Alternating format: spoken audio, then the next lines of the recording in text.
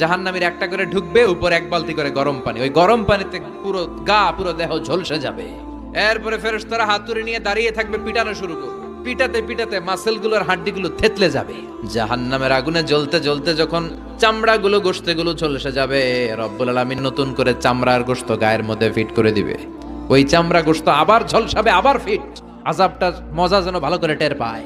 একের পর এক শাস্তি শুরু এবার জাহান্নামে। যারা দুনিয়াতে আত্মহত্যা করছে, ছুরি মারছে, ও খালি ছুরিই মারবে। বিষ খাইছে, খালি বিষ খাবে।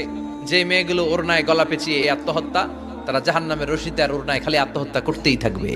যারা স্মার্টফোনের ভিতরে ইন্ডিয়ান নায়িকাদের কোমর দোলানো ডান্স দেখেছে, অশ্লীল ভিডিও দেখেছে, জাহান্নামের গরম শিক চোখের ভেতরে ঢুকিয়ে দেওয়া হবে।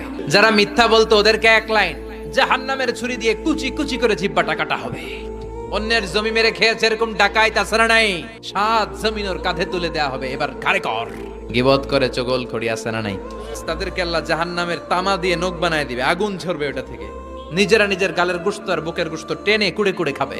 ওদের ব্যথার চিৎকারে পুরো জাহান্নামটা থারথার করে কাঁপবে।